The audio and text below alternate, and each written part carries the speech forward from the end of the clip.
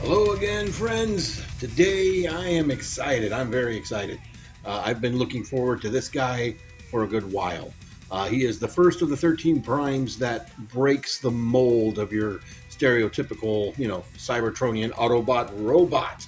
And that, of course, is our Onyx Prime, the true lord of the primitives, if you will, when it comes to Transformers, the first beast.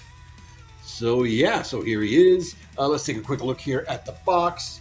You get this really nice looking artwork here of him, and then him again in his Centaur mode. Yeah, he has a Centaur mode, although the proportions of his actual Centaur mode are not quite what you get here, and we'll get there. Then it shows you he has three modes: Robot, Centaur, and Griffin, kind of, sort of. That's a lie. He has four modes, at least according to the instructions. And yes, I looked at the instructions on this one, and I'll explain why when we get there. But that's officially he has four modes. He actually has five. And again, we'll get there. Then over here on this side, I killed him. I killed him again. Over here on this side, we have Megatron hiding in the corner, and we have his quote unquote Griffin mode. And that head is very familiar too. I can't place where I've seen that before, but I swear that head's very familiar. But yeah, six-legged Griffin mode with spiky spike things for wings. Then here on the back, we of course say Onyx Prime. We have our product shots. There he is. There he is again. There he is again. And there's his artifact. So yeah, now let's get him back. Let's get him back on his feet. Get him back on his feet. Here, there we go. All right, stay. He stands pretty solid, but I've got sort of a softer tabletop here. So in the box, you get three accessories. One is you get his tail, and you just take his tail and open up his butt flap, and right there he's got a butthole, and you plug his tail into his butthole. Shut up! I said it. I can't unsay it. And then, of course, he gets his artifact in two pieces. So this is just the staff part with a little pointy end here. And then this is technically his artifact. It is the triptych mask, his three masks. Problem with this is that he's already wearing his three masks. That's one, that's two, that's three. They're sculpted on him. So this kind of is weird. As you can see, it is in a darker brown, sort of a softer plastic with some gold paint, and you've got his, if it'll focus this close, it's really tiny, his symbol right there. And it has the same sculpting on both sides, but only the one side has the paint. And of course, it's like a little totem. But you're supposed to plug it onto the staff, and he wields it like a spear. So, getting a close look here at the details, I love this head sculpt. I love this head design. Got a little tiny little red dot right here. Very hard to see. It's kind of looking like it's the same color as the rest of his helmet on the camera, but trust me, in person it's a little bit of red. That might be an homage to Shockwave. In the comic books, Shockwave traveled back in time, killed this guy, and took his place. Spoilers for an old comic book series. So you got some really nice, bulky musculature look, in a robot way. Coming down the legs here. And I really love this. You get this a lot in the legs. You get that sort of Beast Machines, half robot, half techno bit. Like he's got little bits of fur and veins and sculpting going on there. And then he's kind of got obvious beast head on the back. And you get sort of like this mix mash of feathered wings and bat wings and robot wings. And that looks pretty good. So let's take a look at his articulation. So he does have a ball joint up here. He gets a lot of look up due to transformation. Not really anything looking down. Nice side to side. He does have universal joints here at the shoulders. Due to his backpack, it can kind of get in the way. In and out right here. These shoulder pads are separate pieces. They're just friction jointed on so they can pop off. We do have a mushroom swivel at the bicep, and then we do have a 90-degree bend at the elbow, but this elbow is ratcheted as part of the transformation. It has a locking point, and I have found that that locking point is tighter than that grip on that mushroom peg, and I have popped it out quite a few times, and I do even have some stressing going on right up in there from that happening. You do have a uh, wrist swivel. I had to think about it because I keep saying waist swivel unconsciously whenever I do this. I don't know why. And he does have opening and closing hands. We do get a waist swivel. It's a little bit awkward because his loincloth is above the waist swivel, so when you swivel, he gets happy to see you. Now he does also have universal hip joints. Go forward, back. Again, he kind of hits the butt flap, but he still goes pretty much all the way out. A very over full split right there. Thigh swivel here at the top, and then he does get double joints here at his Diddy Tread legs. And again, much like the elbows, they have points where they lock in due to his transformation. I'm sure you can sort of hear that. So that's not a ratchet, it's actually a locking point. And then he does have ankle pivot. And then he's got these little pieces that actually come folded in the box. I have found that he doesn't always really need these to stand, depending on how you have him standing. He stands pretty well without those, but he is kind of back heavy, so having the little bit there at the back would be helpful. Then on the wings, he has articulated right here. They can go up and down a little bit. We do have a sort of souping joint in and out. And then, of course, we have the full spread between the two pieces. Now, of course, those don't quite look like wings when they're fully spread out. But that is kind of accurate to the artwork we've seen of the character, where it's more like just like a fan of spikes. And it does look pretty cool, all things considered. Now, of course, he can hold his spear here. He's got a couple different options. You, of course, have the little cutout right here in the thumb and the palm that gives him that 5mm peg connection. So you can just slide his staff down in there just like that. Also, on the inside of his fingers, he has these little slots right there. That's the perfect size for these tabs right here. So if you wanted to utilize that for some two-handed poses, you could totally do that. Also, I just ripped his tail off. It's a pretty secure connection, but the way I'm fumbling around with this on the camera, obviously I'm doing things that I should not be doing. And you can get him in some pretty cool dynamic poses utilizing all of that. I still lift his tail off. Anyway, for some comparison, here he is, because I still have him sitting right here, next to Megatron. You can see how they scale together. And yeah, he's a big, beefy boy. He is definitely a big, beefy boy. And here they are, our not quite 13 primes yet. We are now at the halfway point. Yeah, I know technically it's supposed to be Star Convoy in here instead of Optimus, but I don't have room to put all of them with that big Star Convoy. But yes, here he is with our primes. Now, I haven't reviewed any of these others here on the channel. I just have not had time. I really wanted to do Old McAdam here when I picked him up, but again, it's just been time. Too much time. Too many things and not enough time. Sorry, not too much time. So, strike that. Reverse it. And also because somebody might ask, this is the Toy Hacks sticker set upgrade kit for Vector Prime. I do have the DNA design upgrade kit for him. He's currently sitting in my Big Bad Toy Store pile of loot waiting to get shipped.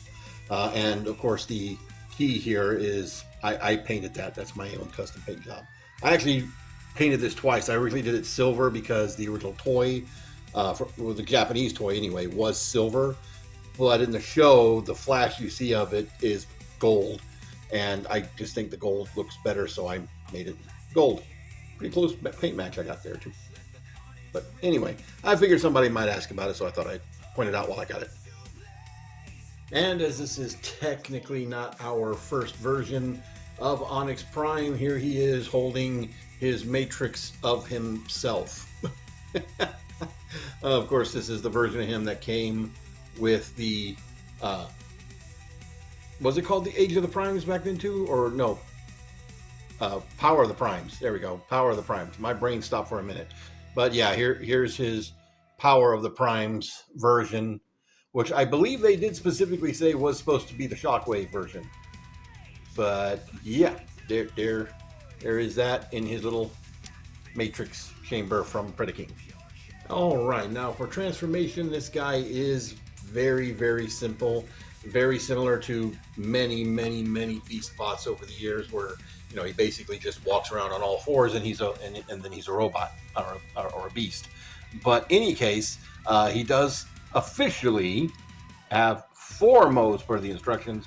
So we'll start off with the most iconic version of this character, because as he's always appeared, I mean, he hasn't appeared a whole lot, but when he appeared in the comic books and in the promotional artwork for when they first set up the whole story of the 13 Primes, he was a centaur.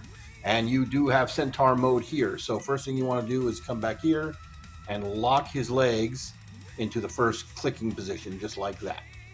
Then you'll put these little things in here, rip his tail off of his butt. All right. Then we're going to come up here, and these pieces right here are going to untab. They just very loosely tab in, I should point out, and rotate these up.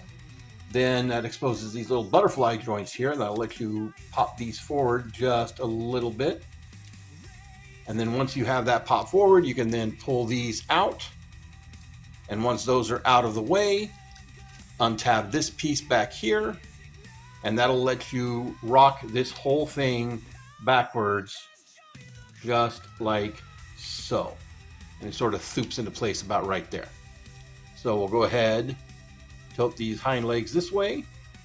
Then we will rotate these forelegs, just like so, on both sides.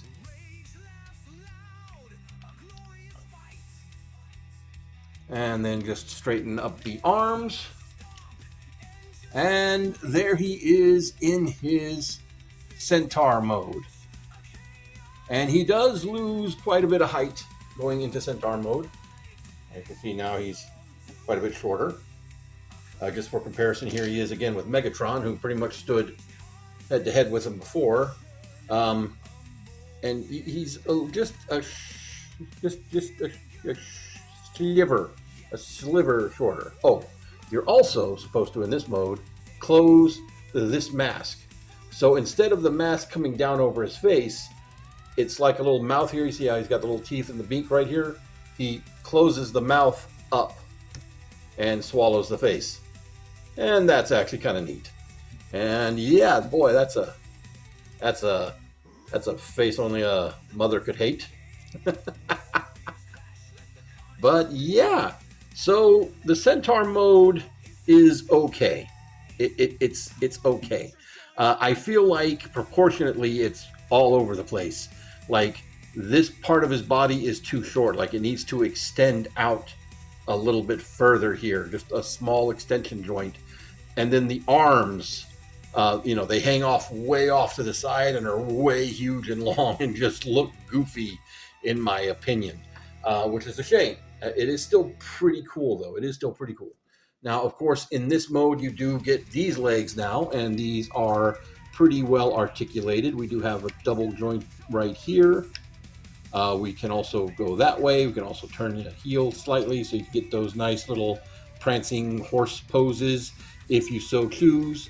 The loincloth does get out of the way. We also, of course, due to transformation, we have the universal joints right there, swivel, forward, back, in and out. Rest of the articulation is the same. Of course, if you're doing this proper, then these here are locked, so you don't get that knee bend anymore, but you can always unlock that if you wish, and move that however you see fit. Getting Megatron back out of the way here. Now in this mode, you take his tail and you split it right down the middle, and it splits apart and unfolds just like so, and becomes a bow for him to use. Now he does have a couple of different ways that he can hold it. We've got the one little tab right here, which will go into that little slot on his fingers. He also has a tab here in the front you can use to do the same thing. All of the box art has him holding it this way. And then on the inside here, or what's the outside of the tail, he's got a little port right here, so you can take his triptych mask spear staff thingy and tab that in there, and then you just get him in a pose that looks like he's pulling back on the bow, and you can have him sort of kind of in a bit of a wonky way doing a bow and arrow made out of his butt hair. But that's pretty cool. It is pretty cool. So even though the proportions on this are a little bit wonky, I really dig this. I dig this a lot. I think this is really, really cool. Now, in for the third mode. So the third mode, we're going to take this back apart, and we'll go ahead and take this and split this off of here, and then there's a little tab right here, tab slot. You're going to tab that onto there just like that, and put those out of the way for right now. Then we're going to take his head, put it back in here just like this. This will only fit when the mask is closed, by the way. Then we're going to take this piece here and flip it up to cover that.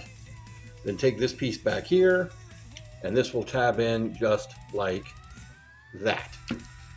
Then we will take his arms and fully fold them towards the front. Very, very tight joints on mine. Then, oh, you can see that just popped out. You can see that little bit of stress right there. These do have a point where they lock at about that angle right there.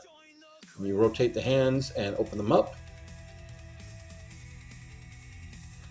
Then we just collapse this back down. Then you take the hind legs and you go ahead and just fully collapse them in on themselves to that position. Just like so. And position these front legs just like so.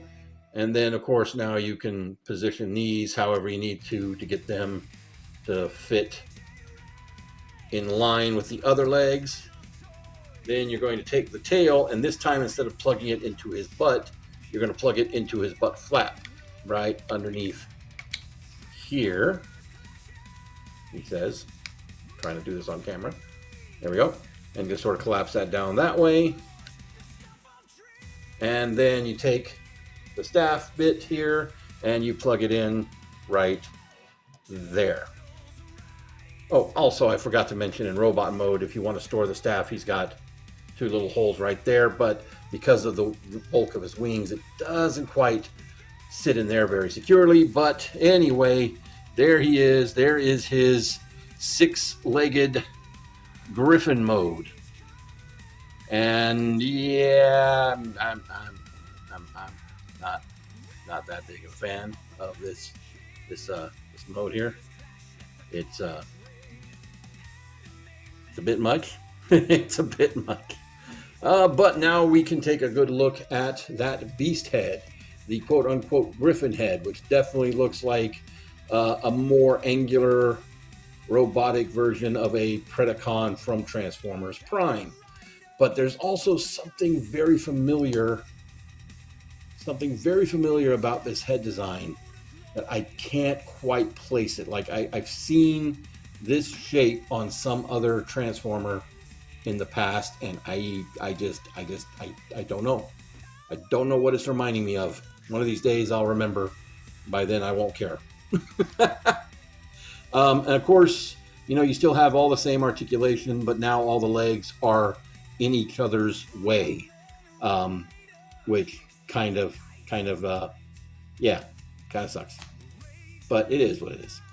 It's not anybody's favorite mode from anything I've seen online, but it's another mode if you want to do it. Now, the instructions give you a fourth mode, and that fourth mode basically is turning this upper body back into robot mode and putting the legs back as they are in robot mode and tabbing them back in to the chest, which is a more prototypical, beast form for a lot of beast bots. But there's something about this that bothers me, and then let me explain why. And this is what led me to look at the instructions. And that's these tabs right here. See that tab? These tabs, they're not details. They're not like sculpted details. Those are transformation tabs. Those are meant to tab into something. And these are not called out as any part of the transformation in the instructions. And not only that, but they keep switching what side of the shoulders they're on throughout the transformation. In some panels, they're right here in the front like they are on the toy, and other panels, they're back here. So I started looking at this and started trying to figure out what the hell were they thinking with this crap. And it finally dawned on me, and I finally figured out what this was meant to be. So he does have a fifth mode, and this is very clearly intentional. So for his robot mode, you're supposed to have these legs. You see how you've got this little panel right here coming off of the backpack, and it slots into this little groove right here, and then he's got a tab on the back of his leg, or on the front of the leg, I guess you could say, and hard to see right there, that tabs into a little slot back here, just like so. And that allows you to curl this around and position it to tab it in just like that. But this little piece that's got that slot has a second slot slightly further out. And if you take this and move the arm forward, these shoulders, if you look right on here, I don't know if you can see that very well, but you see that? That's a locking point for the shoulders, so you can lock them in place, but they'll only lock in place if they're in about this position right there, because of the shape of the chest pushes them out otherwise. So if you take this leg and you tab that into that second slot, and then rotate the hoof in, here on the back of the hoof is a slot that will rest perfectly and clip into that tab just like so.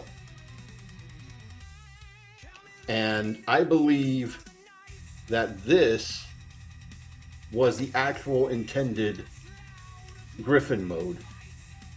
And honestly, I dig that. That gives him sort of more of a big musculature look that you see in some of your Griffin sculptures and paintings here in the front. Of course, obviously, when you look at it from the front, it's a hoof. But yeah, I think that looks better than the six-legged mode, and it gives him more of a transformation and more of a inline leg position like you would normally see in an animal than if you do what the instructions tell you. So yeah, hidden fifth mode. Now, the one bad side about any of these modes is his loincloth here. If you have it up, it forces his legs to be way out like this. And if you want his legs in a normal position, it's got to be hanging down in a very suggestive manner. Now you could flip it up like that if you want to flip it up like that. But yeah, there's really not a whole lot you can do with that. All right, guys, that's going to be it for my look at the Age of the Primes Onyx Prime. Yeah, nitpicks about proportions aside, I love this. I love this a lot. I've always been a fan of the Beast bots, even back in the day in the G1 era. Predacons and some of the monster bots. I mean, yeah. I've always been a fan of these. And this really feels appropriate. So, of course, one thing that's got me worried is the color of plastic with the little bits of swirl in it. I know supposedly gold plastic syndrome's a thing of the past, but I've gotten things from Japanese toys that have that same problem. So we'll see what time shows with this guy. But yeah, he's a lot of fun. If you can find him, I recommend him. He's great. Well, that's going to be it for me, guys. Y'all have a good one.